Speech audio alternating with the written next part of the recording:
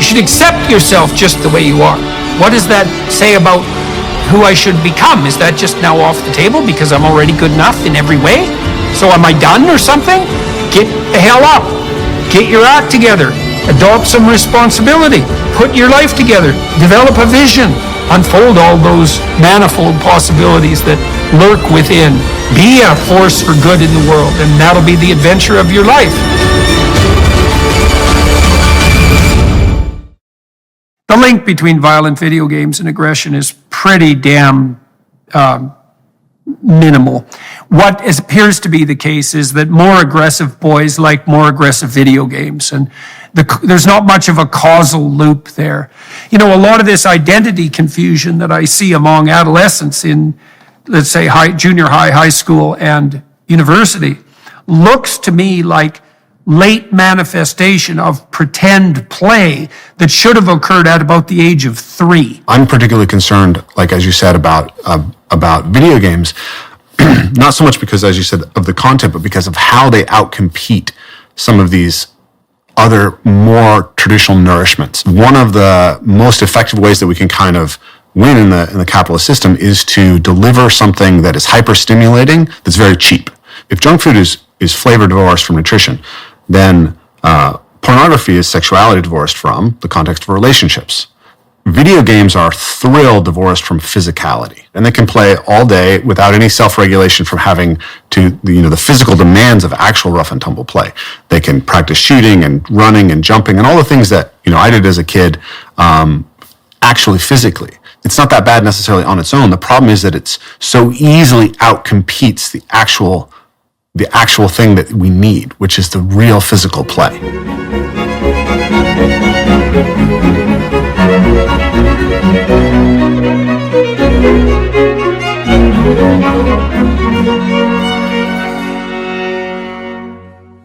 Hello, everybody. I'm speaking today on matters psychological and practical, I suppose, and hopefully also, entertaining and fun, as well as appropriately serious. I'm talking to Rafe Kelley today, who heads an organization called Evolve, Move, and Play. And I'm very interested, have been very interested for a long time in the role of play in the integration and regulation, not only of aggression, but also in the fostering of pro-social behavior at an embodied level. And there's a literature that has emerged over the last several decades indicating that rough and tumble play in particular is important for kids at very early developmental stages, probably from 6 months up to,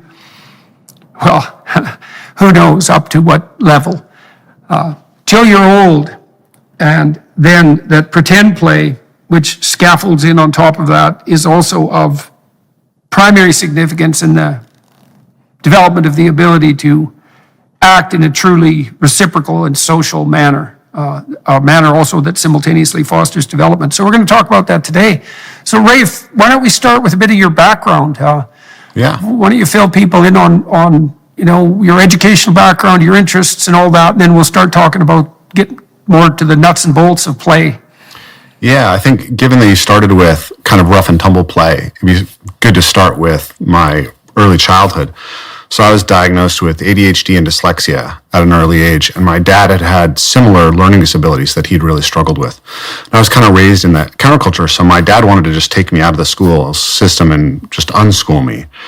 And my mom didn't, so there was a big conflict there. And my dad kind of reacted to that by just sort of pulling away from me and sort of emotionally neglecting me. So I was acting out in school and getting in lots of fist fights. And I got introduced to the martial arts when I was 6 years old, and that started helping me learn to regulate my emotions. And then I had a mentor who came into my life who actually took over my education and started homeschooling me after going into 4th grade. And he did a few things that were really helpful to me. He, let me spend, just 2 hours a day doing homework, and then the rest of the day I would be out running in the woods. But he also did rough and tumble play with me extensively, pretty much every day. And so we would wrestle all the time, and that became incredibly healing for me. So through the martial arts and through rough and tumble play, very early on, I experienced that physical practices could have this really transformative effect on me. And How old were you when that started, that rough and tumble play? yeah, so my dad did a lot of rough and tumble play with me when I was little, but then there was that period where it was more neglectful in our relationship. Then the second mentor who came into my life when I was 8 years old. 8, yeah. Yeah, well, that you pointed out something very interesting there with regard to your father. I mean, I've actually seen that pattern in many families. Mm-hmm.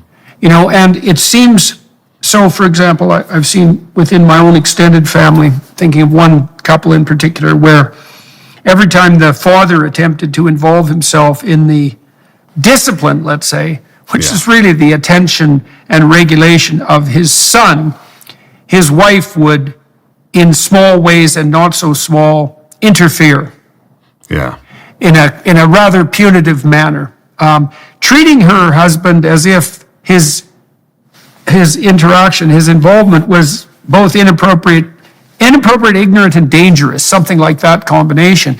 And my experience with that has been that what men usually do in that situation is pull away. Yeah. And that's really devastating for the kids. You know, like the mother has to put up a bit of a barrier because there should be a little tension between the parents about how the kids should be treated. And the mothers tend to be more prone to provide security and comfort, and fathers to provide encouragement and challenge. And getting that exactly right really depends on the temperament of the parents and the temperament of the child. And so there has to be some tension. But it's unbelievably easy for women to be overprotective of their children enough to stop fathers from interacting. And then what often happens as a consequence of that is the women then ask themselves why the hell the father isn't more involved with the kids. And often the answer to that, not always, but often is, well, you punished it out of existence. Every time the father stepped forward to take an interest, you put up a barrier that was non-trivial, a moral barrier often, and you do that 100 times. Yeah. That's that. Yeah. So anyways, that's a common pattern. And so, but you had a lot of interactions with your dad when you were young, very young. Yeah, I had a very good relationship with my dad. My dad's a really interesting and creative person. He's a famous natural builder. And he was very playful with me when I was young. He's a really, interesting person in that way. But he's a member of the counterculture. He grew up, my father was actually in jail during my mom's pregnancy for selling marijuana. So there was real conflict. My mom had reason to be protective in some sense, and my dad was struggling with some of those things. But he and I have a great relationship now.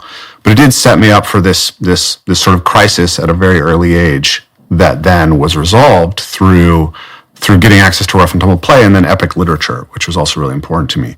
Yeah, so this guy the guy that started to play with you when you were 8, how did that come about? And why did your mother and father encourage that or even allow it? Because that's also a place where, people can be skeptical. Yeah, there's a whole story there, but basically we rented land. So my dad owned 12 acres. There was a kind of a hippie commune.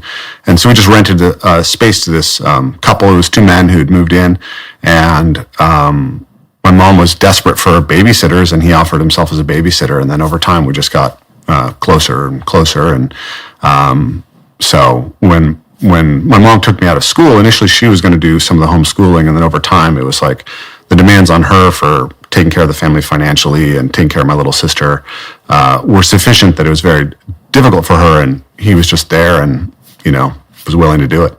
And so that's kind of how that worked out. So what I wanted to share was that as I kind of then developed, I was in this Red Cedar Circle, which is a kind of Native American religious group, in my late childhood, early teens.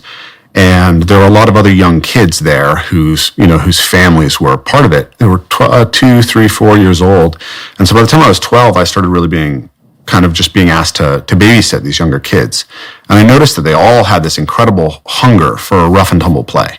It was like this deep unmet need that I was seeing in children everywhere. And so I started just being the guy who would roughhouse with kids at any social gathering. And then people started asking me to come over. When I was 13, one of my closest friends died, unfortunately, after a bike accident. He had his spleen taken out, and he didn't get sewed up properly, so he hemorrhaged out. But he had a 6-year-old brother, and his brother started having a hard time falling asleep after he passed away because he used to roughhouse with his older brother every night before bed. So his mom called me and asked me to come over a couple nights a week and just roughhouse with this kid so that he could sleep.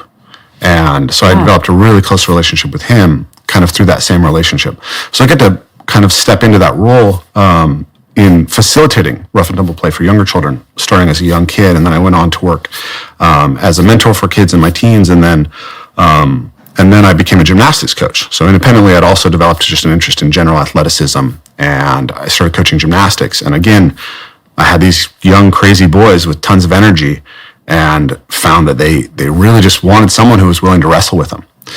And so I've kind of done that repeatedly, and I've really seen how much of an impact that can have. And so when I first came across the play research through a man named Frank Francich in his book, The Exuberant Animal, and I started digging into it behind that, and then came into Stuart Brown's work. And I'm not sure if you're familiar with Stuart Brown, but Stuart Brown was a psychological researcher as well, and he was looking specifically at spree killers, people who go out and kill a lot of people in one go. And he was looking for any kind of common trait in their development that would explain this pattern. And what he found was actually inhibition of play. That if you look at spree killers, they almost always were prevented by their parents from playing. Their parents treated play as unnecessary and as something that had to be restricted.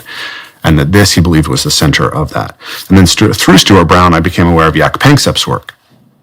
So later, when I came into to your work and started listening to you talk about Jaak Panksepp and the rats, I was like, oh yeah, this is it. And then obviously you've written that paper on rough and tumble play and the regulation of aggression, and that paper was just like, yes, absolutely, for me, because I was put in detention when I was in second grade because I actually bounced a kid's head off the concrete and like bust his nose open.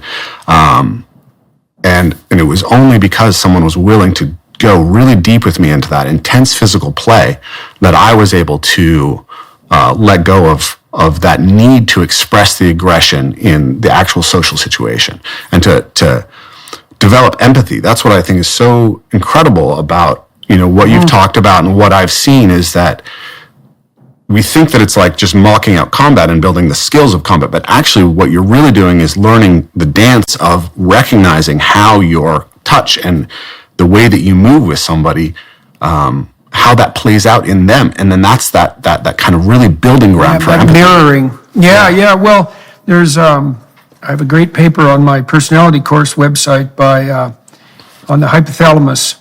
Mm-hmm. The name escapes me at the moment of the author, but it'll come back. But it's on the hypothalamus. People can go to my Psychology 230 website on my home website under courses. And the gentleman who wrote that paper, who's a real genius, basically put a physiological scaffold underneath Jean Piaget's ideas about the expansion of reflex. And so, we think of empathy as something like theory of mind. Yeah. And that I can understand your pain, but that isn't, and it's conceptual, but that isn't really how it works, because you use your body as a platform to run simulations of other people. Mm-hmm. Like I had a friend when I was a kid, and he didn't have a father, and he used to come over when this was before I was in grade 6. My dad actually stepped in sort of as a surrogate father for him. And I used to wrestle with this friend of mine, and every time I wrestled, I got hurt. He'd stick his thumb in my eye or some damn thing. It was really awkward physically, Yep. And I realized even at that age, it was because he didn't know how to play. Yep. And that dance that you describe that's part and parcel of extended rough and tumble play, the reason it develops empathy is because while you're wrestling and playing in that physical manner, you get to see, first of all, where you get hurt, how far you can be extended and how far you can be pushed until the excitement and challenge turns into pain, and there's a limit there. And you want to actually play right up to that limit, which is the exciting limit. And then you learn that that's true of you and another person, but you learn it, right to the edge of your fingertips. You learn it about your legs. You learn it about your back. You have to learn that about your entire body, or you can't map someone else onto you. because you don't know how it feels. Well, that's really a fundamental issue. You don't know how it feels. And so in that rough and tumble play, you're laying a level of deeply embodied knowledge on top of emergent reflexes for motor control, and then you're learning to integrate them into an interpersonal dance. Panksepp showed, this is research you made reference to, that if you deprived male juvenile rats of rough and tumble play, which they do spontaneously and they like to wrestle, then they play hyper aggressively when you allow them to, like frenetically, desperately. And, which sort of reminds me of what you were saying about your expression of aggression. And their prefrontal cortexes don't mature. Yeah. And you can suppress their excess play behavior with amphetamines, which is Ritalin, for example. And so what really seems to have happened, and this is an epidemic, and it's an appalling epidemic, is that we have all these boys who are likely high in extroversion and openness, so very exploratory boys, some of them more disagreeable, so also that would make them also more, less naturally empathic, who are absolutely deprived of play. And so they're desperately moving because they need to, and then that's medicalized because the goal is to sit down and shut the hell up even though you're 6 years old. And, then the medication, the amphetamines suppress the play instinct. And this is really not a good solution. It's a terrible solution. It's not a good solution. It's a terrible solution. I wrote an essay on this for the Good Men Project back in, I think, 2016. It was just literally titled "Rough Housing, Not Ritalin." And that was exactly the thesis. What you just said is that we need to provide cultural spaces for this rough and tumble play to play out for young children. And I experience it all the time. I told you before we started recording that I have a 5-year-old daughter. I also have an 8-year-old boy and a 10-year-old daughter. And so I've been doing this rough and tumble play with them since they were little. And they've started training martial arts when they were little, 4 years old. And so they have friends over, and the friends realize that they're an affordance to wrestle, which they don't necessarily have anywhere else. And so I get to see how a lot of these kids who are desperate for this opportunity become very poorly regulated when they have an opportunity for it, right? And what happens? Well, they don't know how to control their force levels. They don't know that it's appropriate to wrestle somebody and not to bite them or to throw things at them, right? Or they can't control their emotions. So, one thing I have to work on with my kids is because they've learned jujitsu since they were little, they're used to doing chokes. And I have to make sure they remember, because if you put a chokehold on a kid who's never been roughhoused with, that will just destroy their emotional regulation completely. And so my kids, they don't for them, all this stuff is very natural. They don't, but they have learned, and they are learning, and it's amazing to watch how well they can handle it. And so my son, who's 8 years old, he's a little bit smaller for his age, or he's a third grader, and he's just kind of old enough to be a third grader. So he's on the bottom end of that class. So kids will kind of push on him because he seems like he's small, right? And it's amazing to watch him just not have an emotional reaction and be physically strong enough and balanced enough that when a kid tries to punch him, he moves out of the way and he grabs them and holds them with his hand and just stops them completely.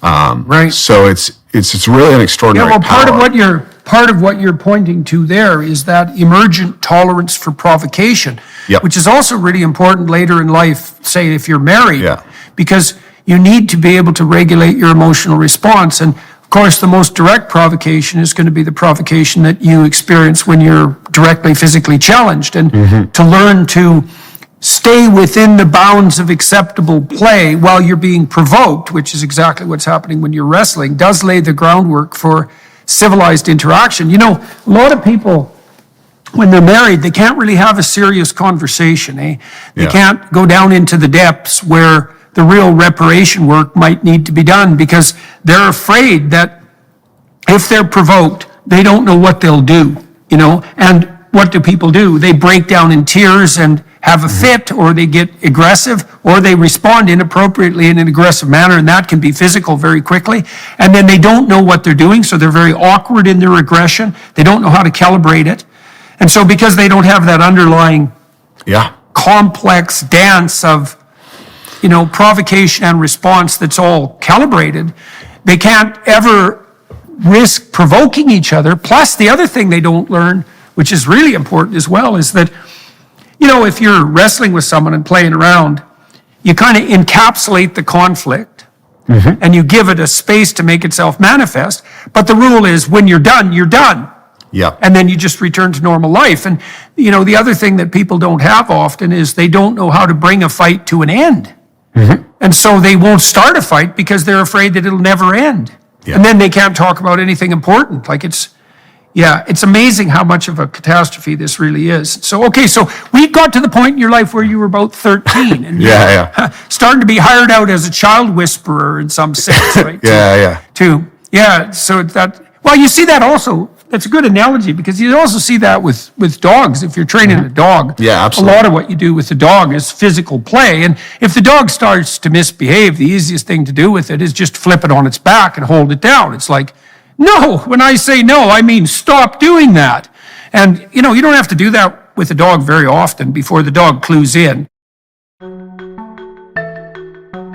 Inflation has consequences. As the Fed raises interest rates to combat out-of-control government spending, long-term bonds are diminishing in value, which is crippling the banks. Depositors are holding their breath and investors are bailing on bank stocks. Diversification has never been more important. The recent surge in gold prices is directly tied to an extremely volatile market. This is why gold has historically been a great hedge against the stock market and against inflation. Trust the experts at Birch Gold Group to help you diversify into gold. Text Jordan to 989898 to get a free info kit on gold. Birch Gold will help you convert an existing IRA or 401k into a tax-sheltered IRA in physical precious metals. With an A+ rating with the Better Business Bureau, thousands of happy customers, and countless 5-star reviews, you can trust Birch Gold to protect your future. Text Jordan to 989898 to get your free info kit on gold today. Then talk to one of their precious metal specialists. That's Jordan to 989898 today. The parallels between why play is so important in humans and dogs are the same. Like one of the things that I found early on in my research into what became Evolve Move Play was actually I was training a dog and I read a book called The Serious Puppy Training Book or something like that. And they talked about bite inhibition in dogs. And they said that, puppies have to bite because that's how they manipulate the world, right? Like puppies, like dogs, their hands are their jaws and they want to use them and explore what they're capable of. So a puppy is going to want to jaw spar with you. It's going to want to put its teeth on you. It's going to want to put its mouth on you. And if you tell that puppy no every time that it tries to interact with you like that, it won't be able to map how its mouth interacts with you. So what he advised is that what you need to do is you let the puppy start biting at your hand, and every time that the force is too hard, you pull away and you deny the puppy what it's looking for, which is play, right? And so now it's regulating its aggression to, okay, I need to only bite hard enough that this human being can tolerate it, and then he'll play with me. And over time, then the dog develops bite inhibition. So dogs that are not allowed rough and tumble play, it turns out, are much more dangerous as adults because they can't regulate the impulse to bite. When they bite fully. But a dog that's been played with extensively has a very fine-tuned capacity to control the level of force in its jaw. So it has a soft jaw. Yeah, well, it's quite miraculous, with dogs, given that they're essentially wolves, If your dog is well-trained, you can even play with him with one of his chew toys or his bones, which is really pretty damn amazing. And a well-trained dog is unbelievably judicious with its bite force, and it will also play differently with little kids than it will with adults, which shows a tremendous amount of sophistication on the part of the dog. But that also assumes that, you've batted the dog around and wrestled with it and harassed it and, and pushed it so that it's not easy to provoke. And that's also why, people wonder why people tease.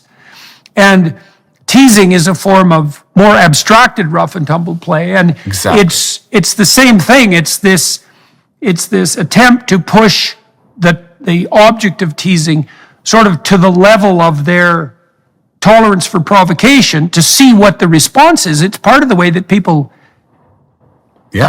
assess each other profoundly. Like I told this story in my book about this guy, Lunch Bucket, that came to work on the rail crew with us when I was working on the rail crew in Saskatchewan. And no one had ever played with Lunch Bucket, that's for sure. And it was pretty obvious to everybody that he was still under the unfortunate dominion of his mother, because she had packed him his lunch bucket when the appropriate thing to do socially was bring a brown paper bag that wasn't, too special, which was also interestingly true of our high school, and Lunch Bucket didn't take kindly to being teased about his lunch bucket, and the level of provocation that the other guys aimed at him just increased, and it got to the point where people were throwing rocks at him when he was on the crew. But the reason for that was because he couldn't be trusted.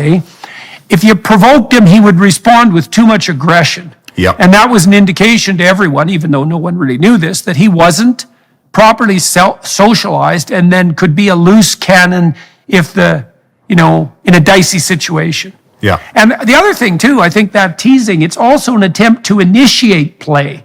Yes.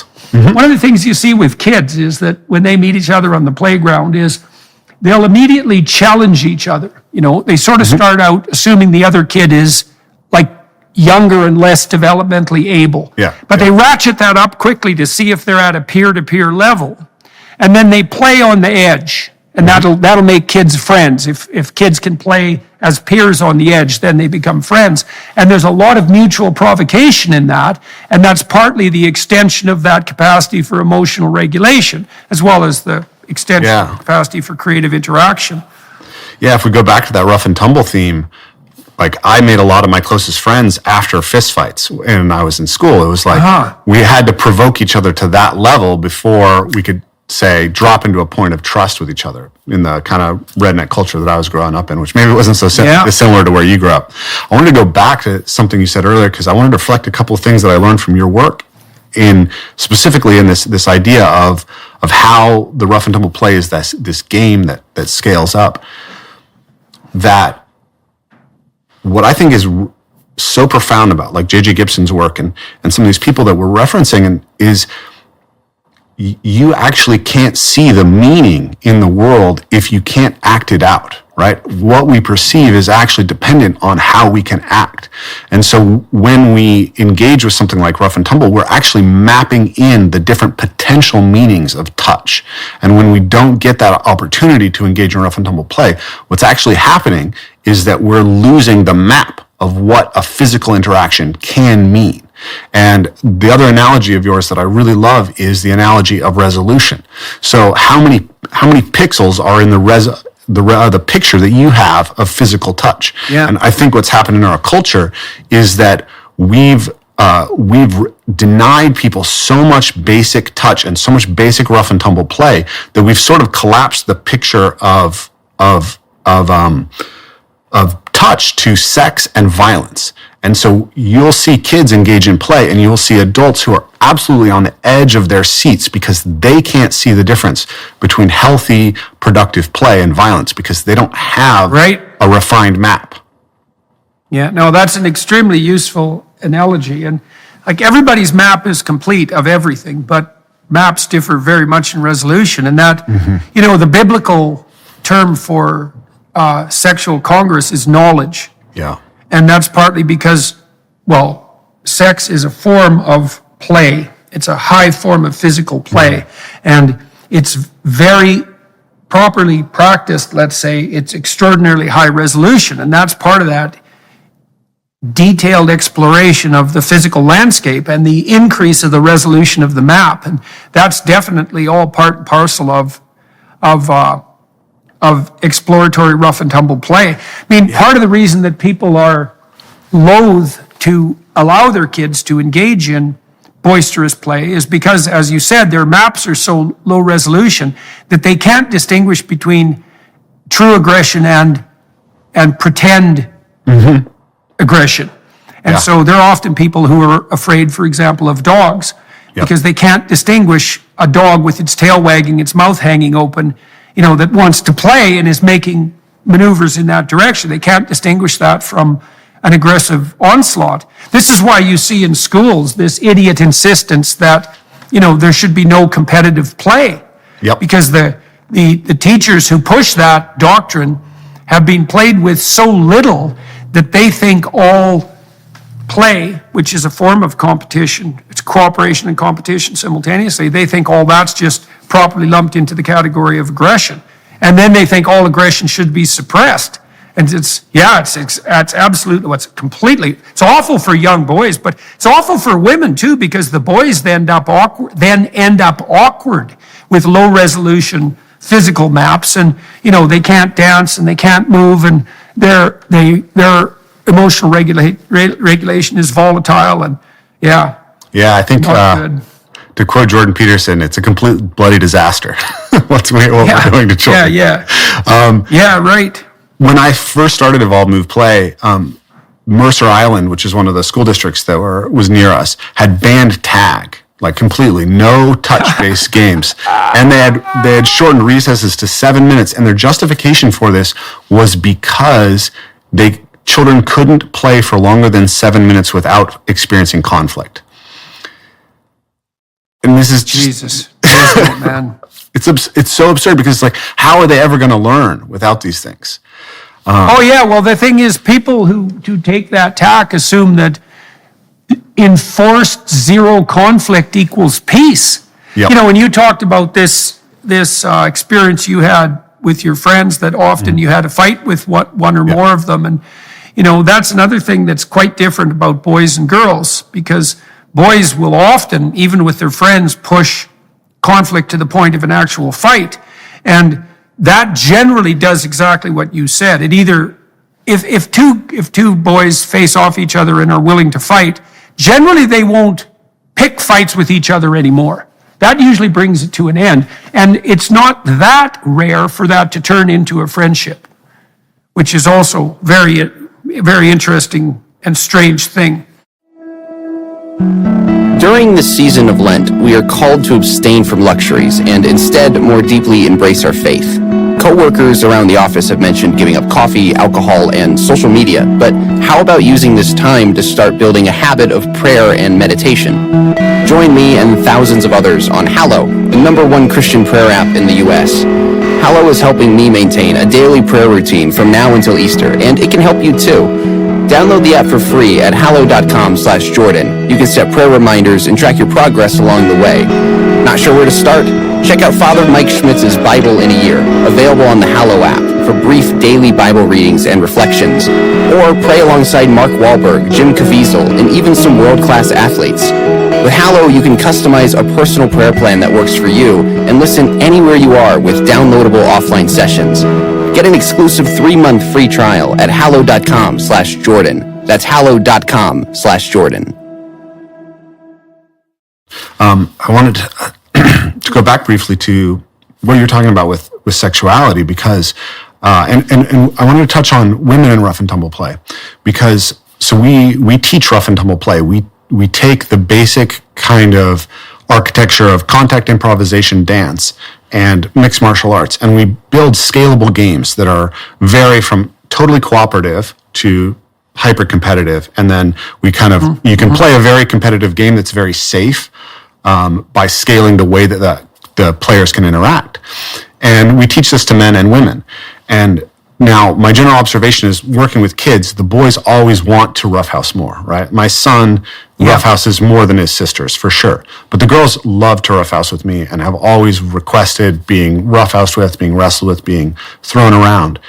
What I've noticed with working with adults is that it's often the women actually who have the most profound experience from the roughhousing. And I think that what it is that our culture in general is just suppressing rough and tumble play. But women are more likely to have accepted the culture's story of you can't engage in rough and tumble play. And they have fewer cultural spaces that really give them the opportunity to do that. So they don't necessarily play like football or get involved in a wrestling team. And so it's often women who come to us who will say, this was incredibly healing for me. And one of the things that they say is it really changes the way that they feel about men, and like helps the sort of gender conflict to be able to experience doing something very competitive and physical that has no sexual element with a man. And that is really healing for them. And to then bridge to the sexual aspect of it, obviously men and women have to figure that out. But there's also research that shows that if you deny rough and tumble play to juvenile rats, the male rats can't successfully engage in courtship behavior and mounting behavior once they become adults. So if you look at the... I didn't know that. That's very interesting. Yeah, and you look at what's happening in our culture right now with the just complete collapse in the ability of people to form partnerships. This, I think, is part of the story as well. We're denying them the basic sort of sense of mapping and touch and connection that is fundamental to forming any sort of romantic relationship. Yeah. Well, this is also an interesting point to insert some observations about cell phones. Yeah. People are often extraordinarily concerned with the content that's being delivered to kids on the cell phones. And I think the content is relevant to some degree. I spend a lot of time, for example, analyzing literature on violent video games and aggression among boys. And the link between violent video games and aggression is pretty damn minimal. What appears to be the case is that more aggressive boys like more aggressive video games, and there's not much of a causal loop there. So, and the reason I'm bringing that up is to indicate that content of what's being delivered on the cell phone might not be the primary problem. That might even be true for pornography. What is certainly a problem is the fact of the substitution of the screen for such things as direct rough and tumble physical play, or even abstracted pretend play. A lot of this identity confusion that I see among adolescents in, let's say, junior high, high school, and university looks to me like late manifestation of pretend play that should have occurred at about the age of 3. Because at 3, kids will experiment with, I can remember when my son was a kid, his sister, he's a year and a half younger than his sister and her friends, and they used to dress him up like a princess or like with little fairy wings and, just as a form of exploratory play. And he got an opportunity to inhabit that feminine world while playing with these girls and to figure out what it was like to be a girl, which is a necessary thing to do if you're going to have some empathy for girls, let's say. But then you imagine if you suppress that, and that play, even cross-gender play, is never allowed to make itself manifest, then why wouldn't it reemerge with a vengeance later when the stage is set to make it socially acceptable? Anyways, it looks to me, the furry phenomena, all that looks to me like repressed pretend play. That might even be the case for late onset autogynephilia among the trans guys, God only knows why that cross-sex impulse makes itself manifest, but the probability it has something to do with suppression of the physical manifestation of the feminine spirit, let's say, that could have been explored in pretend play, that seems to me to be highly probable. What the men are doing when they dress up in women's clothing is pretending, obviously. Now there's a sexual element to it, but that doesn't mean it isn't pretend play. Yeah, I think we can definitely agree that the suppression of play is really a problem, and that there's a lot of cultural downstream effects that are going to be very hard for us to map, right? And just how much of that is. I'm particularly concerned, like as you said, about video games, not so much because, as you said, of the content, but because of how they outcompete some of these other more traditional nourishments. This is kind of one of the fundamental areas of my thought is this idea that one of the most effective ways that we can kind of win in the capitalist system is to deliver something that is hyper-stimulating, that's very cheap, right? So hyper-stimulating products. A friend of mine who's a neurobiologist who studies obesity, he said to me that what the food industry has effectively done is they've divorced flavor from nutrition. And when I thought about that, I immediately had this chain of thinking, which was if junk food is flavor divorced from nutrition, then pornography is sexuality divorced from the context of relationships. Video games are thrill divorced from physicality. And so you take these boys who have this inherent aggression and you let them play Fortnite, and they can play all day without any self-regulation from having to, the physical demands of actual rough and tumble play. They can practice shooting and running and jumping and all the things that, I did as a kid, actually physically. And that's probably not bad necessarily. It's not that bad necessarily on its own. The problem is that it's so easily outcompetes the actual thing that we need, which is the real physical play.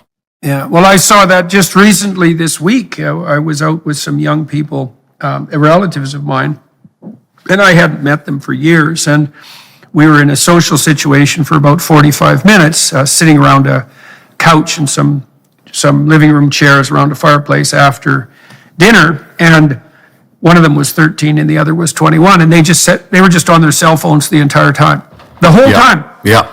And I thought, well, I felt very bad for the kids, because I thought, well, first of all, I thought, it's like, what the hell are you doing? There's 5 of us around the fireplace and you're on your phones, completely engrossed in them. And I don't know what you're doing on your phone, but whatever you're doing, you're not being here now with actual people. Yeah, absolutely. And I think their whole lives are like that, and part of the reason kids are so confused about their identity is because their identity is never played out in the actual world. They're in these virtual delusions. Because what you're describing is actually a kind of delusion, right? It's an artificial world that isn't properly mapped onto the real world. So delusional landscapes of entertainment. And that certainly is the case for pornography. Yeah. So this kind of gets to the center of my message,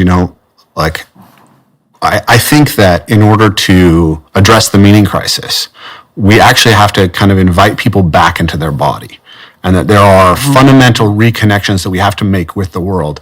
We have to renew that relationship with the world. So we've been talking a lot about the rough and tumble play, and I think of that as one of like 4 fundamental, or so let's say 5 fundamental connections we have with the world.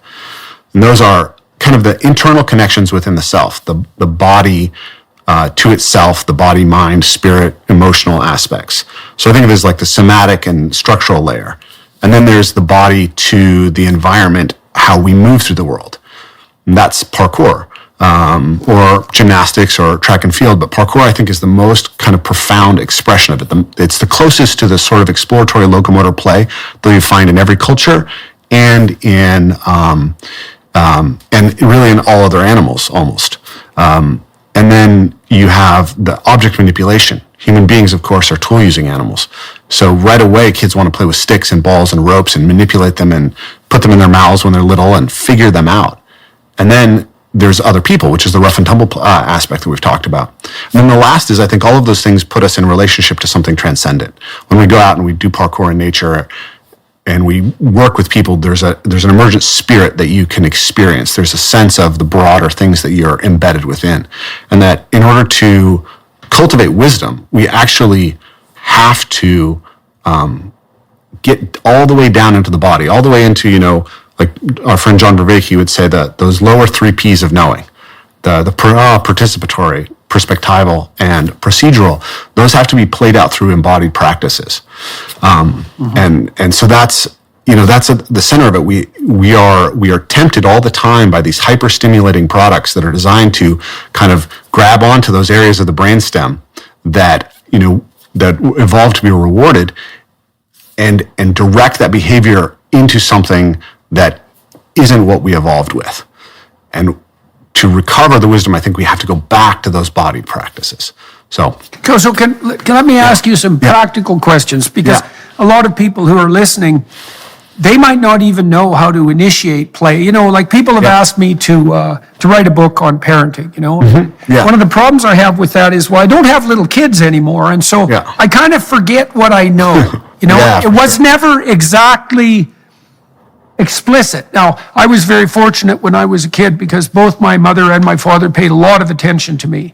And my dad, in particular is markedly good with little kids. Oh, wonderful. And I think that was because he had a really, really good relationship with his grandfather and had a lot of attention paid to him. And so that was just an embodied practice, let's say, in our household. And so I know exactly what to do with little kids. I'm not the least bit afraid of them. I know exactly how to play with them, even if they're timid. I know how to poke them and, jolly them into a bit of a reaction and to entice them out of shyness. But I don't exactly know how to tell people how to do that. So when you're working with kids who are awkward and who have been deprived of play, and you're trying to entice them into a game, you obviously thought this through structurally. What do you actually do to get the kids to play? And how do you teach people to play with their kids or with other people? What are the practical aspects? Yeah, absolutely. So when we're inviting people to kind of begin play, there's a couple things that we can do. One is we can think about how we constrain the game, right? So all my teaching is sort of deeply influenced by the constraints-led approach and by the ideas of ecological dynamics. So rather than, say, trying to teach someone how to punch before we let them spar, we develop a game that doesn't require them to know how to punch yet, right? So the first game that we introduce to people, a lot of times in the competitive aspect of rough and tumble play, is just like standing on a narrow surface and grabbing the other person's hand and trying to pull them and off balance them. So this is a game that works really well to introduce competition because it's totally safe, right? I'm not manipulating your body in any way that could potentially hurt you. So when you say stand on a narrow surface, tell me exactly what you have people do. So like a common one, this game was originally taught to me by a friend, and we just did it on like curbs in a parking lot. But, a lot of times at my workshop. So you're on the edge of something. Yeah, so there's a reason why that works. It makes the win condition a lot easier. But also, it disadvantages larger athletes, which is important because the physical strength is obviously going to help the larger athletes succeed. But because a bigger athlete has a bigger moment of sway, their balance is actually a little bit easier to compromise. So you can take a small woman and a large man, and if they're both inexperienced, the gap that you would experience introducing them to just wrestling is much lower in this initial game. And so people can get a lot of... So they just grab one hand? Yep, it's and then they just pull each other off balance. Exactly. Oh yeah, that's cool, because the conditions for victory are very, very clear. It doesn't require a lot of aggression to move forward. It shouldn't be intimidating to people. The rules are easy to learn. Oh, yes, that's a good one. That's something you could play. I often, with little kids, like one of the games I used to play with my kids was just to step on their feet. And they try to step on my feet at the same time, obviously socks. And you can make quite a noise with your foot. And kids find that. And they can back off when they can back off real easily to get out of the game if they're feeling a little bit, intimidated. But, they'll laugh and cheer away at that. And so that's an analogy, I would say, or an analog to this off balance. Yep. Okay, so that's a good place to start. So I was playing with my 4-month-old granddaughter. She could actually play this game. Yeah, it was amazing. Yeah. It's the earliest I'd seen someone engage in truly reciprocal play. She was really 4 months old. So I'd go 1, 2, 3. Hold her so standing on my knee, 1, 2, 3, and then bop her head on mine. Yep. And then 1, 2, 3, bop. Yep. 1, 2, 3, bop. And then I started playing with the gap between the numbers. 1, 2, 3, bop, to add an element of surprise. And man, I'll tell you, after 15 repetitions, she got the game.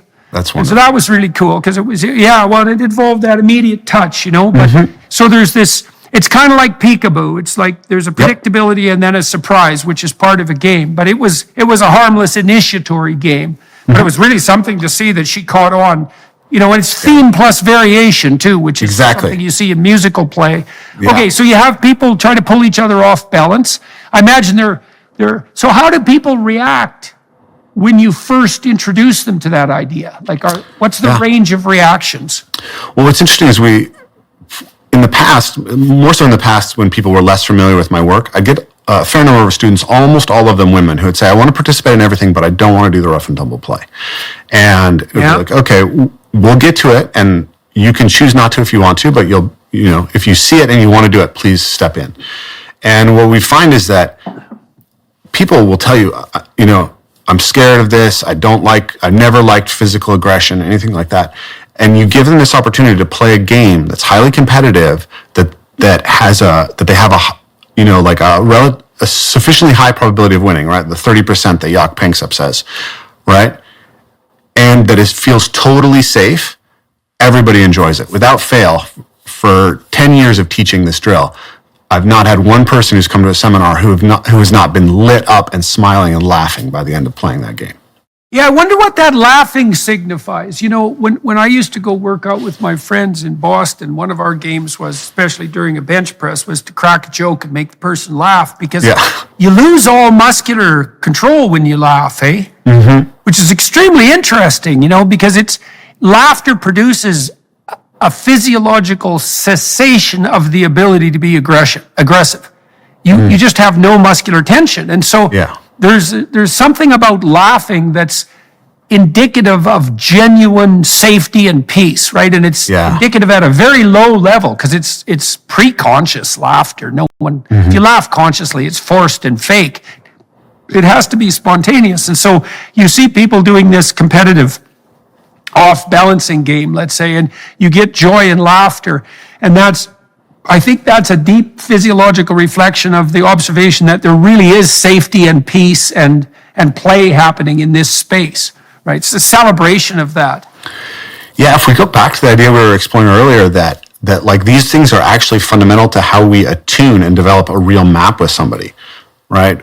What you could, what I speculate now, just off what you said, is that the laughter is occurring because it's a signal of like really rapid attunement between two organisms, where they're actually learning each other on a much deeper layer than even verbally is going to offer. But you'll find the same thing if you're meeting someone and you have a good dynamic in a conversation. Laughter is going to start to generate. And I think it's a signal, of that sense of safety and that joy that you're experiencing. Obviously, that's telling you this is valuable, this is worthwhile, this is something that you want to come back to and repeat. And so that sense that there's a way to compete, a way to interact with somebody that's deeply mutually affording of development. Yeah, right. Yes, exactly. That's the spirit of play, that mutual affordance of.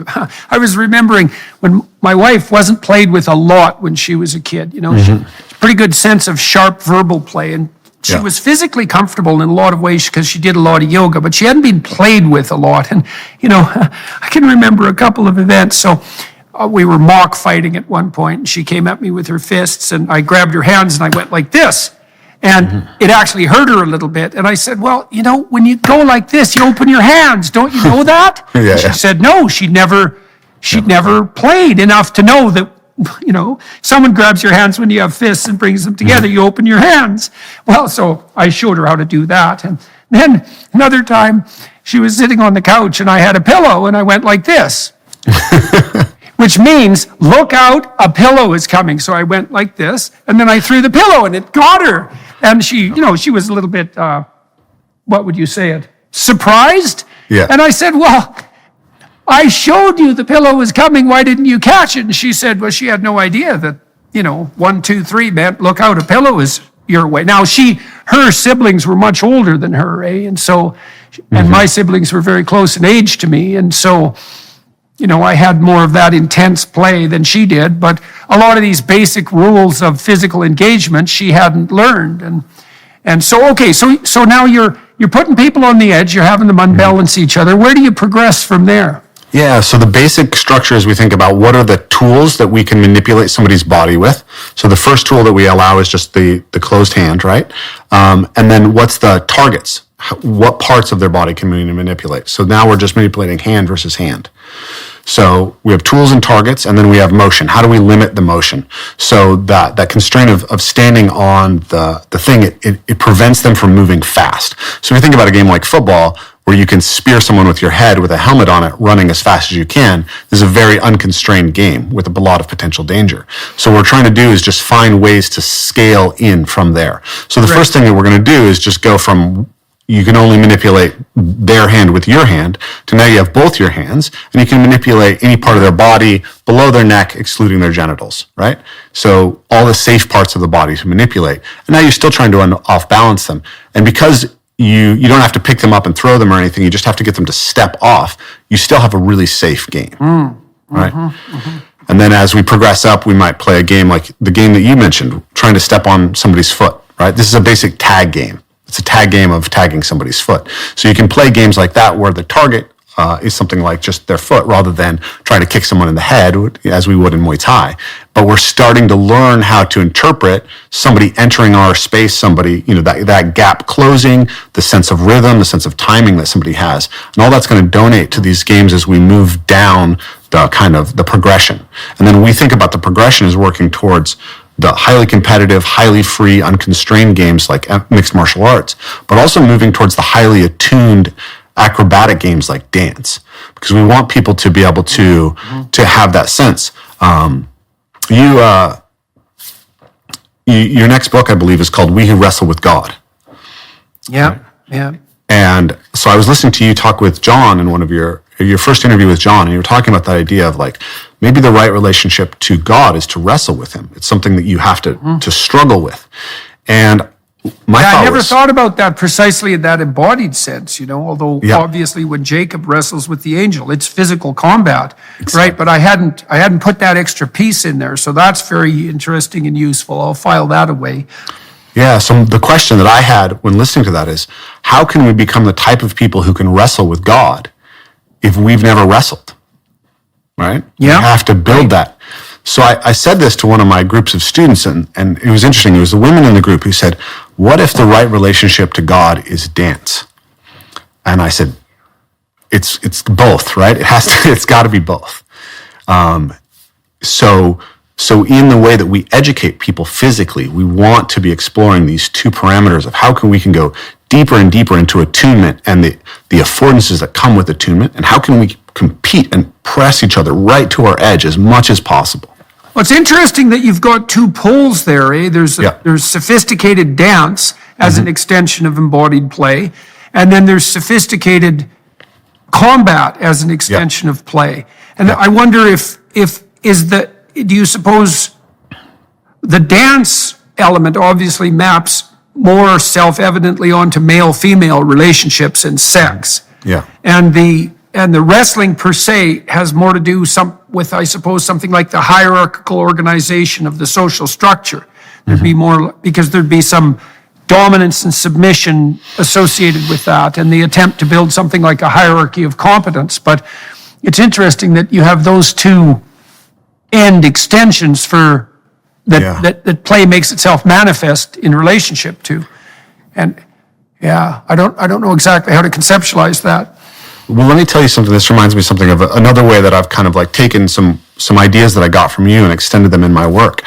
But you've talked about the idea that, dominance hierarchies are older than trees, right? You can look across the animal kingdom and find that there's forms of non-lethal agonistic combat by which we determine the dominance hierarchy.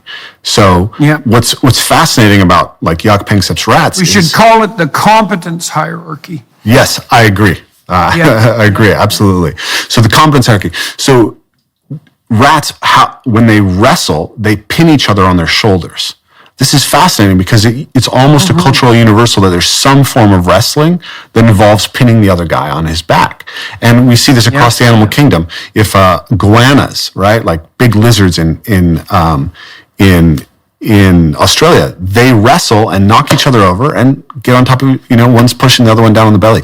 Even venomous snakes will wrap each other around the head and try to press the other one's head to the ground.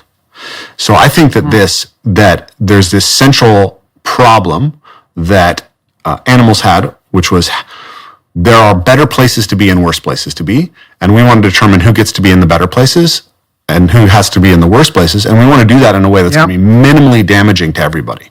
So we're going to develop it's the best way of coping with those occasions when the competition does have a zero-sum element to it. Yeah, exactly. So, but here's the interesting thing is how the non-zero sum evolves out of the zero sum. So first we have this we're going to kill each other first, and then that's really expensive. Let's not do that. Is there a way that we can play where we're not going to kill each other?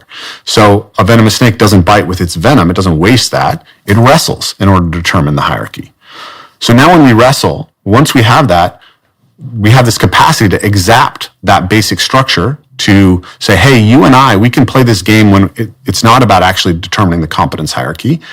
It's just about building our competence for when the real problem happens.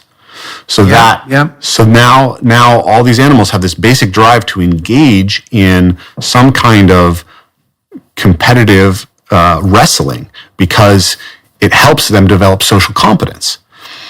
But now all these other things can get mapped into it. It can get exacted to be something that's building empathy. So as we become social animals, now we are actually going to this as a place by which we begin to map in a sense of what the other is. We develop theory of mind. That stuff about Jaak Panksepp's rats and the fact that the bigger rat has to be able to know that if it wins too often, the small rat won't play with him. That's the beginning of theory of mind. Yeah, well, I think the rats must be evaluating, because imagine that in each game, there's a series of micro victories and micro defeats. Mm-hmm. Yep. And if you keep the ratio of victory high enough for your opponent, ratio of victory to defeat, they're going to be enthusiastic play partners. Yep. And you're constantly evaluating. Like when I was teaching my kids to play ping pong, they weren't going to win, but they weren't going to lose 21-0. Yeah. I would just ratchet up my skill level so that I kept them on the edge of their performance. And that meant that, they'd gain as many points as I could allow them to gain. I still see that with my son, because I taught him to play ping pong, and then he got better than me because he learned all my tricks and his new tricks. And, it'll be frequently the case that I'm ahead of him, say 17-13 near the end of a game, and then he'll really kick into high gear. Yeah. And it's very annoying because I've been working pretty hard on my edge trying to give him a good stomping, but he has some left in reserve, but he's calibrating. We automatically calibrate if we're sophisticated players to keep our partner on that dynamic edge of development. Exactly. This is also why it's so wrong to think about competition as a zero-sum process, because if you're competing optimally, first of all, you want a well-matched partner, because otherwise it's not a fair game and it's no fun. But if you're competing optimally, your opponent has micro victories the whole way along. And the rats must pick that up. The big rat must understand that if he's dominating too heavily, the game starts to become no fun because the little rat gets demoralized and then won't put up a good scrap. And you do the same thing with puppies, as you let them win as much as is appropriate. And it's the same with your kids. You let them win as much as is appropriate, but no more than that. And you do that while simultaneously scaffolding their mastery. Yeah, you're working to put them on that zone of proximal development, right? Yeah. And so that's the key to good play, and that's what, we think is so important about like a actual rough and tumble curriculum, is that it's about educating people about how to, in the deepest embodied sense, find that edge in mixed partnerships, right? Where there is a massive skill gap. How could I play as someone who's, 6'1", 220 pounds, has been training martial arts my whole life with a small woman and make the game such that she gets something out of it and I even get something out of it? We'll be right back. First, we wanted to give you a sneak peek at Jordan's new documentary, Logos and Literacy. I was very much struck by how the translation of the biblical writings jump-started the development of literacy across the entire world. Illiteracy was the norm. The pastor's home was the first school, and every morning it would begin with singing. The Christian faith is a singing religion. Probably 80% of scripture memorization today exists only because of what is sung. This is amazing. Here we have a Gutenberg Bible printed on the press of Johann Gutenberg. Science and religion are opposing forces in the world, but historically that has not been the case. Now the book is available to everyone. From Shakespeare to modern education and medicine and science to civilization itself. It is the most influential book in all of history, and hopefully people can walk away with at least a sense of that. So you have this large set of embodied skills, and now you're playing with an opponent that is not matched at the edge of your skill set. Part of the way you do that, for example, is by imposing arbitrary limitations on the player, so they have to stand on the edge of a curb. What else do you do to limit yourself when you're dealing with a less able partner so that the game is still fun for you? Yeah. So in the play research, they talk about self-handicapping. A classic example maybe anybody's seen is a very large dog playing with a very small dog. So if you see a Great Dane playing with a Chihuahua, the Great Dane will flop on its back so that the Chihuahua can jaw spar with it, right? So it's given up all its capacity to move just so that the game can play out in a way that works for both. So we're trying to educate people as well as we move them through these stages to learn how to self-handicap in ways that are appropriate for them. So I work on this with my kids, right? So if my son is wrestling, my 8-year-old son is wrestling with my 5-year-old, it's like, how can you limit yourself in the game such that it's actually now a fair fight and it's useful for both of you? So for myself, if I was sparring with somebody, right, I could switch to my offside. I'm a dominant, left-hand forward. So now I have to fight with the other side. I can remove a hand. I can't use both my hands. I can create a set of techniques that I have to use. So I can only use, I only give myself a point if I do this thing, not some set of other things that I might be really good at. Right. I can limit my motion. So you adopt a set of limitations until Exactly. you're evenly matched, essentially. Yep, that's the goal, is how do I find that level of limitation? So for my son and my daughter, they might have a race, and I might say, okay, you guys want to race, we can put her ahead, or we can maybe have you run on all fours and she gets to run on her feet. And then they get something that's mutually rewarding. Right. So let's talk a little bit too about, so we talked about the curriculum of development, and you use basically the equivalent of incremental behavioral exposure, is that Exactly. you're setting people in a non-threatening initial, highly structured situation, and then you remove a constraint at a time, essentially, as people scaffold up their ability to play. How does the parkour, we should define parkour for everybody, because not everybody listening will know. And why don't you introduce that into it? Because that's also the person against the world instead of the person competing against another person. Yeah, this is the perfect bridge. So I found parkour when I was 23 years old, and I'd been doing gymnastics for some period of time before that. And it's very interesting because I remember really clearly, I was very influenced by The Lord of the Rings. And I remember really clearly as a young, and like 12 years old, realizing that there were no dragons to go out and slay physically. And so when I saw David Bell, the founder of parkour, jumping between buildings, I had this really deep sense that you can do something heroic in life, but the challenge isn't necessarily a dragon out there. It's the fears that are inside you that would prevent you from being able to do what you're going to do. And so I started practicing parkour, and I fell in love with it, and it had this transformative effect on me. And so over the years, I've been like, what is happening with parkour? What is going on? Sorry, just to define parkour for a moment. Parkour is a discipline of learning to overcome obstacles that came out of France in the late 90s. And so it's associated with jumping between buildings, but it doesn't have to be buildings, right? It's just finding obstacles in the environment, running, jumping, climbing, moving on all fours to try to surpass and overcome that obstacle. I can think of it as just playing with obstacles. And I think fundamentally what it is actually just exploratory locomotor play. You've talked about the example of, again, the rat model, right? If you drop a rat into a new environment, it'll first freeze, and then it will explore the environment, but then it will actually play with the way in which it moves through its environment. It will add variation to how it moves. And by doing so, it's actually mapping all the potential pathways in that environment and increasing its behavioral flexibility. Mapping the affordances and the obstacles, you bet. Yeah. Exactly. So that's precisely what we're doing with parkour. And I think it's so interesting because we're literally mapping meaning into the world. What you develop when you start doing parkour is something called parkour vision. So you've been walking through the world for years, and you see a wall, and a wall just means a place you can't go in, right? But now all of a sudden, a wall means a place that you can run up, or a wall means a thing that you can flip off of. or do any number of different techniques.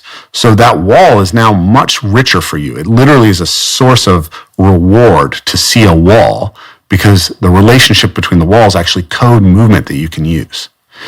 And Right. And so that's how it maps meaning into the world. And then there's this sense that you're acting out the heroic archetype every time that you go out to do parkour, right? It is embodying that meta myth, because you'll be walking and you'll see a jump that calls to you. And that jump is it's undifferentiated. You don't yet know what you can do, and it has promise, right? Like if you do it, it's really cool, it's exciting. But if you fail, you might get hurt, right? And especially as you scale up your abilities, like the potential dangers can become very, very high. And so you get to play with and recognize what it's like to experience fear at a really deep level. And then you get to go through the physical process of, how does my body handle this fear? What do I need to prepare myself? And then how do I make the commitment and make the jump to the other side? Right. Well, it's a great form of play symbolically, because, the landscape is one of pathways, affordances, and obstacles. That's basically how the world lays itself out for us. And, you can avoid an obstacle. Yep. But the highest art is to transform an obstacle into an affordance, right? This is no longer an obstacle. It's something that I can use to facilitate my pathway forward. And that's the highest form of play. I mean, one of the things I've learned with some difficulty, let's say over the last 5 years, is that the most adversarial obstacles in the form of, let's call them pathologically narcissistic and destructive journalists, are actually afford the most serious play, because the more intense the attack, the more potential there is in making your ability to contend with it manifest. Yeah. And that's a very strange thing to learn, but it's not a game without high stakes, but man, it's something to think about, is that the highest form of mastery is to turn the worst obstacle into the most remarkable affordance. Absolutely. There's something deep about that, that you may know this, you probably do, that we calibrate a lot of fine actions with opponent processing. Almost all of our fine actions are the consequence of two systems in opposition modulating each other. So if you want to move your hand really smoothly, you can do it like this, but it's still kind of jerky if you analyze it at the micro level. But if you do this, you can move your hand with incredible precision, and that's an opponent process. And a tremendous number of the physiological processes that we undertake are opponent processes. And, you have that opponent process dynamic within a marriage, and you have it within a debate, you have it within play. It seems to be a universal principle, the principle of properly balanced opponent processing. And you could think about that at the highest level, is the most fundamental obstacle might be the adversary that affords the most serious play. That's a revolutionary way to conceptualize the world. Yeah, I love that. The most challenging adversary that you can handle, that affords you the capacity to play, that I think is really at the center of what provides that. I love the term allostasis, right? So we think that we're homeostasis, but we're actually in a continual process of development. And that continual process of development is always between these paired reciprocal opponent processing systems, right? So the parasympathetic nervous and the sympathetic nervous system. So as I was preparing for this discussion, I was listening to your last discussion with John Vervaeke and talking to him a little bit, and I was thinking about how those connections that I talked about, the fundamental connections that a practice has to offer, it has to integrate the self better, right? It has to integrate the self with the physical world better. It has to integrate the self with the things we can manipulate better, and with other social beings better, and then with this concept of the transcendent. All of those are also opponent processes. That's a full logos integration. Okay, yes. Why are they all opponent processing?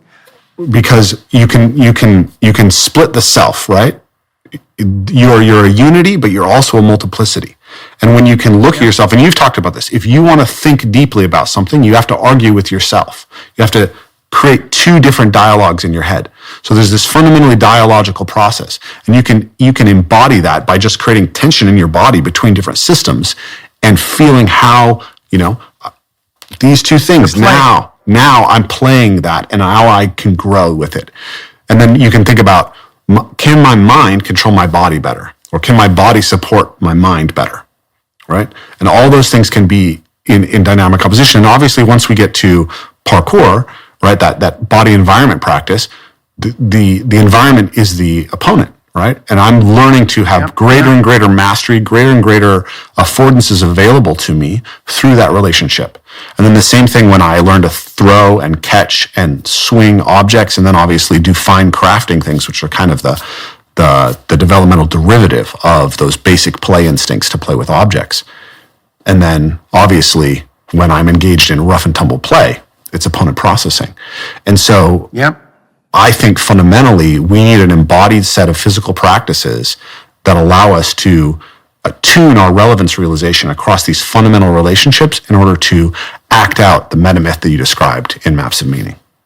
Yeah. Well, that seems right. How do you scaffold parkour for people? We talked a little bit about how you would introduce new kids or adults, for that matter, who haven't played. Yeah. I really like the curb game. I think I'm going to play that with my grandkids. That's a good idea. That's really good. You could do that by having people stand on their tiptoes too. Yep, absolutely. Right? So the defeat would be that you put your feet on the ground. Yeah, and that would be a good way of putting a larger person off balance as well. As you can fight with me, but you have to stay on your tiptoes. Yeah.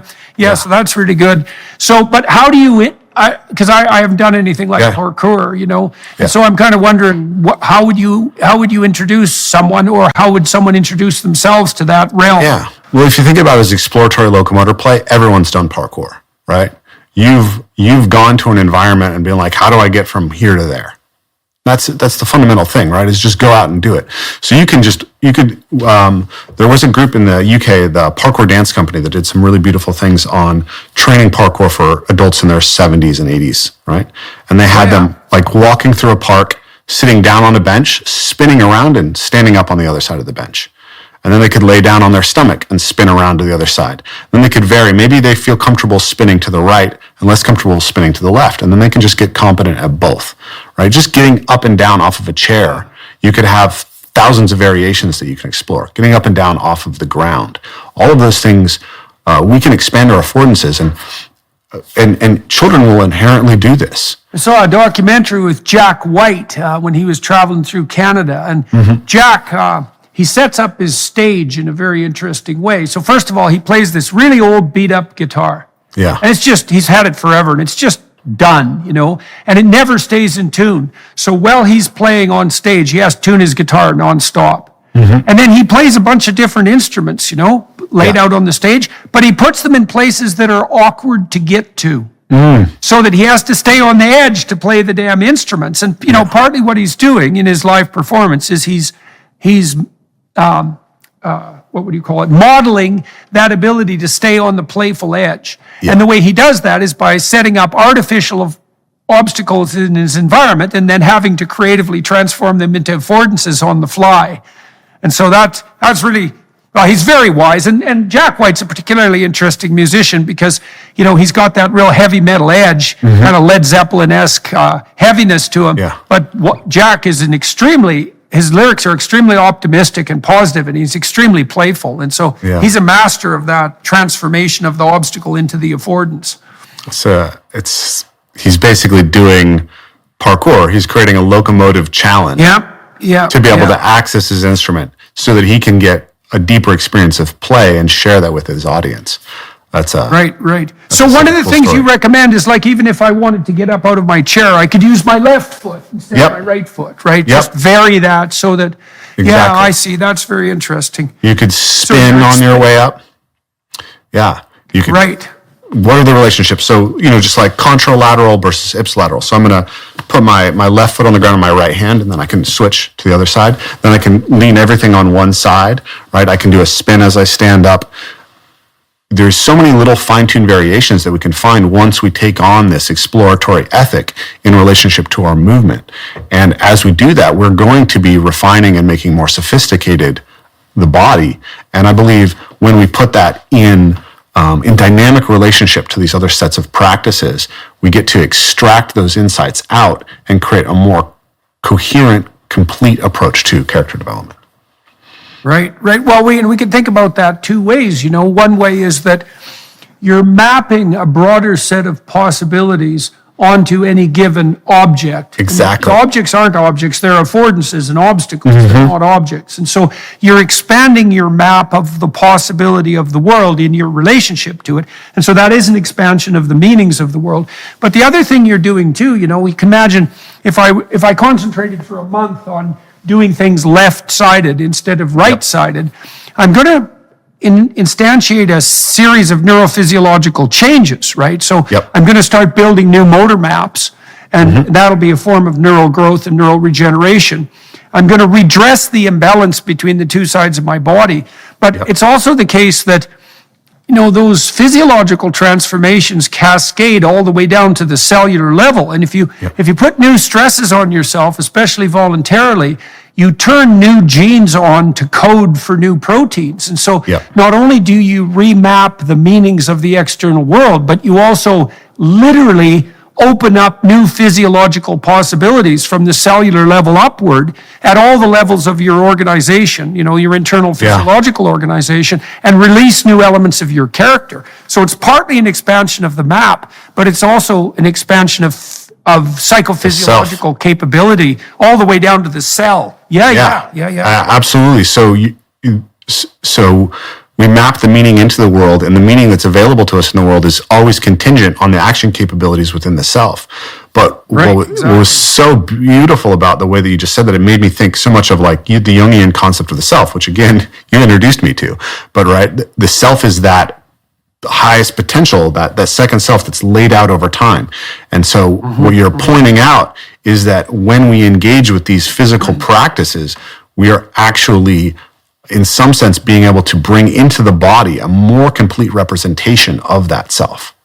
Yeah, you bet. Well, you can imagine that coded into the DNA. The DNA is a repository of potential. But the potential won't make itself manifest without the requisite demand, right? It has to be, the stress has to call the potential into being. And so that play, maybe it's left-sided play, it's going to produce a new form of stress. That's a new kind of demand, and that's going to unlock new potential. And part of that self, Jung likened that self to the oak tree that's implicit in the acorn. Yes. And so it's a potential that could expand itself out into space in a variety of different ways, but there are many potential trees inside a particular acorn. You could think about it that way. The oak is going to develop differently depending on the soil that it's placed in, but that's the case for all of us at any moment, is there are still many potential selves that are locked into the potential of the DNA coding, and that can be enticed outward with the appropriate voluntary stress.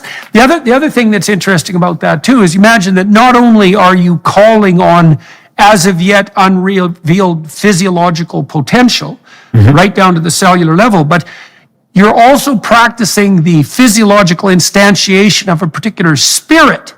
And the spirit would be that of voluntary challenge, right? So all the practices you're describing are undertaken in the spirit of voluntary challenge. Yes. And so while you're becoming better at each skill, you're also becoming better at manifesting the spirit of voluntary challenge.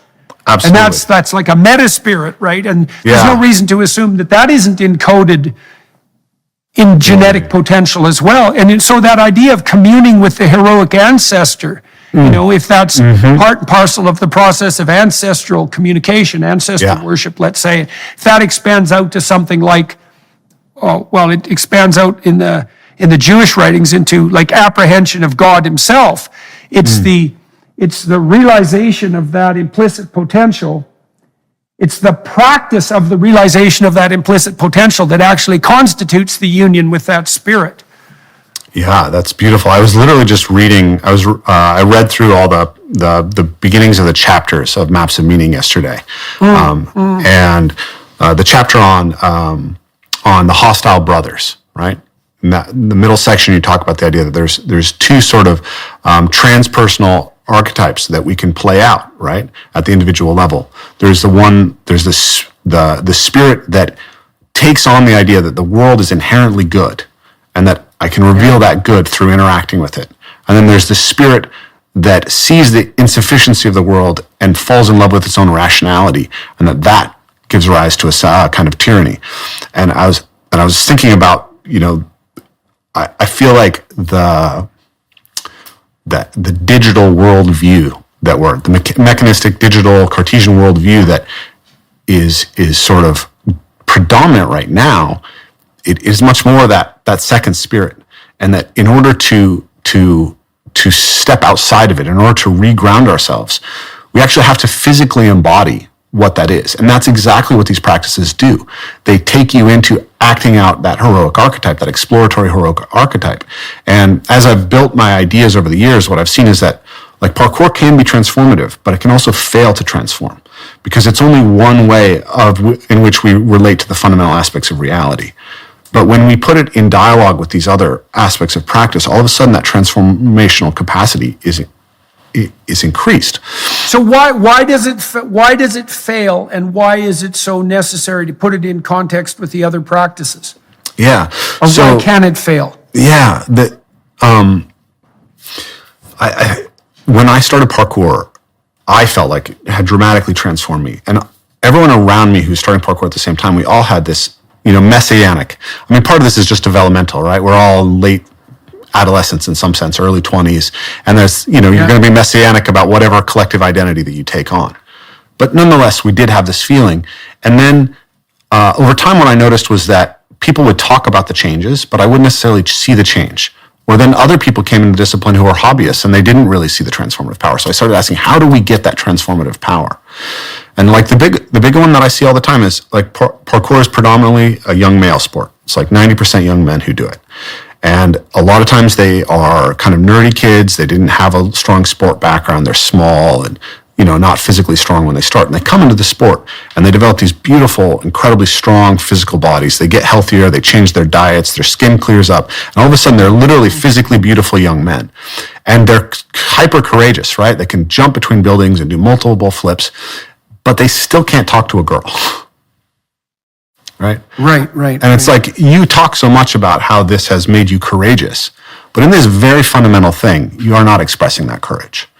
So if we're practicing insufficient generalization. Exactly.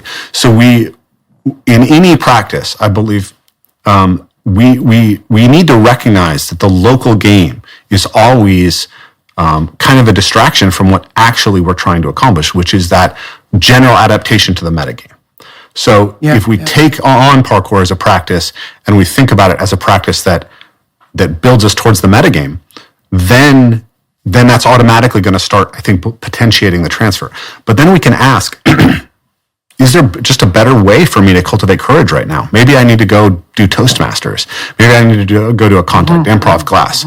And when you start to kind of schematize that you need connection and attunement across these fundamental axes, then you can start to piece together the areas of your character that are right. So how did you lay out the axes again? You talked about internal integration. Yes, you talked about integration between people.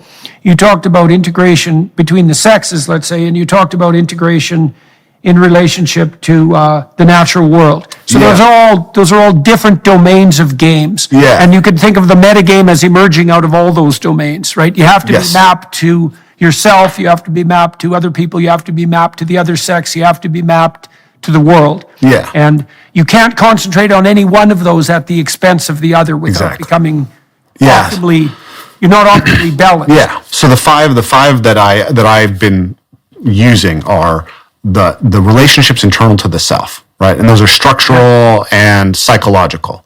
The relationship between the self and the physical environment as a set of obstacles and affordances we move through. And then you could nest this within that, but I think it's useful to separate out as human beings the objects that we can manipulate, right? And you see this in play research as well. Play research talks about exploratory locomotor play, object-oriented play, and rough and tumble play. So if we take those fundamentals, so you have the intrinsic, and if you look at like a little baby, how do they start playing? They're like, where's my toe? Right? Where are my fingers? How do I move this body? What's rolling? That's like the somatic and structural layer. And then they're able to crawl and cruise and climb. And that's that parkour layer. And then they're able to pick things up and manipulate them. And that happens at the same time, but those are kind of two separate aspects of development. And then they're always interacting with their mother first and their father and their siblings, and the rough and tumble play is scaling up. And then all that in some sense is nested in these higher spiritual aspects, which I think are also, you've talked about the development from exploration behavior to play to ritual. So you can see that development there. So those are the 5 axes. And then within obviously the interactive element, we have, sort of like intrasexual, like how men learn to deal with men, how women learn to deal with women. And then you have the intrasexual, and then there's obviously the romantic and sexual aspect of that, which obviously dance is an extraordinarily important aspect of that, as you've explored. Does that all make sense the way I've laid that out? Yeah. Well, I like the idea of it's nice to lay out the different landscapes so that people have some sense of the different domains in which mastery could be pursued and accomplished. And it's also useful to point out that you don't want to allow the practice to become an end in itself. Exactly. Right? I mean, the purpose of becoming great at basketball isn't to become great at basketball. It's to become great at being a human being. And that's going to involve a lot of teamwork and a lot of coaching and a lot of mentoring and a lot of fair play and maybe attention to the structure of the sport itself, all of that. But exactly, you don't want to make your discipline a dead end. And Precisely. That idea that it should be generalized is extremely important. Yeah, and so because otherwise you could get locked within your subculture, and that's when things get kind of cult-like. Yes, and I've seen this repeatedly. Every practice that I've seen someone say is transformative, I've seen that there's a dark side to it. So in parkour, you can say, I'm going to go do this jump, and that's going to make me more courageous because I'm facing down my fear. And it can absolutely do that. But there's also this weird way in which you can become a place in which you can reinforce the image of yourself as courageous as you're failing to act it out everywhere else in your life. It's like, no, I'm too afraid to talk to my parents. Well, that's a video game problem too. Yeah. Exactly. Same thing. Yeah. So then take something like meditation, Vipassana, right? You're learning to calm yourself down, to be focused. But then I've seen people who get trapped inside that state and they can't access it outside of it. They can become even more fragile. Their equanimity can become more fragile through the practice. So, but if you take parkour and you take a focus practice, the focus practice helps you actually attune to and get into flow state within the parkour. And the parkour actually creates an arena in which you can test whether your meditative practice is actually having the effect that you're looking for. So by having these opponent processing relationships between all these different practices, that's why I believe that is fundamental to a real cultivation of wisdom. Right. So tell me about your enterprise per se. Like if people go onto your website, for example, what do they find? What do you offer? And how can people engage in this and duplicate it, for themselves in their own lives? Yeah, so we have a website, evolvemoveplay.com. On there you can find online courses that can get you started. They start with parkour and then add in elements of other things. So we have our online courses. People can check those out. And then we teach retreats. That's really the center of what we do. So we're in the middle of kind of selling this year's retreats.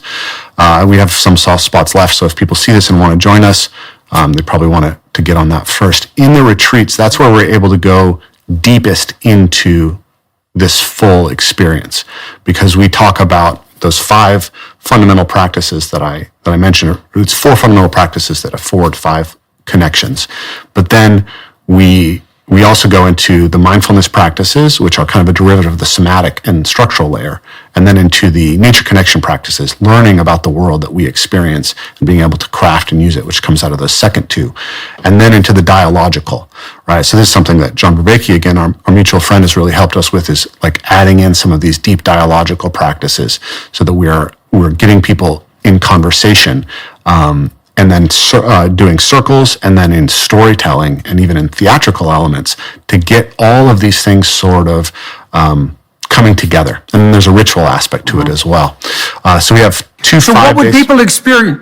Oh, yeah, sorry, go ahead. Yeah. Obviously, you're Yeah. going to lay that out. Tell me exactly what Yeah. happens when someone comes to a retreat. Absolutely. So we have 2 5-day retreats and 1 8-day retreat in the summer. And when you come, essentially we'll pick everyone up, and then as they arrive, we will take them through a set of practices that involve both physical aspects, and they're very gentle, sort of rough and tumble aspects, and dialogical aspects, so that they can get as much of a sense of attunement to everyone else in the group as possible right away. Then we'll have dinner, and we, kind of make as much, local fresh food as we can to support people, because the food element is a huge part actually of how people bond as well. And Right. doing that right is really important. And then we'll have an opening ceremony. And that opening ceremony is a way of creating commitment and bond in the group, and of sort of exiting the world that we were in before we entered this. So actually, use a piece of this. So I had a bunch of really intense stuff going on with business and some political stuff in my community that was taking my attention when I got the news that you and I were going to have a conversation today. And so I was like, I need to let go of all of that so that I can show up best for this conversation with Jordan. So I went down to there's a cliff with a beautiful pool of water underneath it. It's about 15 minutes from my house walk. So I walked down there and I did a little mantra saying, I'm going to let all that go. When I hit the water, I'm washing all that away, and I'm going to be focused on this one thing that's central for me right now. And so I did a mantra for 5 minutes, and I did some Qigong practice standing on the top of this cliff. And then I jumped into the water and I came out, and sure enough, I was so much more ready to be focused once I exited the water. So we'll do a similar type of process with someone when they arrive for this retreat. And then over the course of the retreat, we'll take them to a bunch of beautiful spaces. So there are spaces where we, as I mentioned, jump into water from cliffs. There's actually a tunnel through a waterfall that we have access to and can take people through. And that's a really intense rebirth experience. To actually climb up through this tunnel where water is pouring down on your head is extraordinary. And then there's driftwood on the beach that we teach parkour in, and there's sandy beach that we wrestle and do all the roughhousing practices, and we even play some team sport type games going up this hill of sand, and it's very nice because it's safe because of the sand. And then we have these beautiful trees that we move through. Human beings are descendants of 60 million years of arboreal evolution, so we take people back into moving in the trees. And we take people up to alpine lakes and swim in the alpine lakes. We take people to natural water slides. And every day we're sort of weaving together the basic fundamental structural practices with learning how to move effectively through the environment, with learning how to move effectively with other people, and with playing games with balls and sticks and ropes. And then we also take them into those mindfulness practices, the dialogical practices, and learning the language of the birds that we experience around us, learning tracking, learning wild edibles. So they're more deeply connecting and mapping out the connection between the human being and the natural world. So I could go on and on. But, How long have you been doing that? This is the 11th year that we've been offering these retreats. Oh, yeah. And so how many people have you offered the retreats to about now? I'm not sure. So the first few years, we just did 1 retreat a year, and we take approximately 20 students per retreat. And then the last few years, we've been offering 3 retreats a year. So maybe 300 people, something like that. Uh-huh. And so what do people report? What's their experience? And Yeah. do you have any sense of what the longer term impact is in their life? Yeah. I mean, so John said I think he said it was the most transformative experience of his life, which is extraordinary. Oh, yeah. Yeah, that's an extraordinary feather in my cap, right, to hear that from That's John for sure. Hideki. Yeah. Definitely. Yeah. And so why did he feel that? So if I can remember correctly, John and I had a whole conversation about this on his channel, but it was the sense of taking on those intense physical practices and feeling like he was kept right at the appropriate edge for him through the whole time, and then being able to have a group of people who was cohering and giving him a deep sense of connection at the same time, as well as the beauty of the nature in which we experienced. And for him, because he and I had been friends for a long time online, but not having met in person, it was particularly powerful to have me support him through that process, something he talked a lot about. Yeah, well, and I mean, John, like me, we operate a fair bit in the abstract realm, and so doing something that's more physical, more embodied, but also aiming at something profound. You can imagine that would be a different kind of qualitatively deep experience. Yeah. All right, and so that's at Evolve Move Play. Yep, If people .com. are interested, what's the .com? EvolveMovePlay.com. And so if people who are watching are interested in following up on this, that's where to do it. We're running out of time here on the YouTube segment of this discussion. We're going to move to the Daily Wire Plus platform. We'll talk for another half an hour. I'd like to walk through your developmental history a little bit more and understand, although we did some of that, but we'll do a bit more of that on the Daily Wire Plus side. So for everybody who's watching and listening, like this notion that our physical embodiment is the platform on which our spiritual development takes place, that's an extraordinarily important thing to realize, that all of that has to be integrated, and the bodily element of it is not by no means trivial. The notion that that's elaborated up past internal integration into the social world through play, that's an absolutely crucial, key realization, I would say, especially if you're trying to do something like revivify the child you lost when you grew up, right? You rediscover that in the spirit of play. Obviously, the practices that Rafe is leading people to adopt are centered on that rekindling of the physiological relationship. And so I find that extraordinarily interesting. It's so nice to see some of the concepts that I was wrestling with 20 years ago on the play front make themselves manifest in practice. Anyway, so if people are interested, evolvemoveplay.com, that's where you can check this out, and you can follow us onto the Daily Wire Plus platform if you're inclined. And thank you all for attending and listening.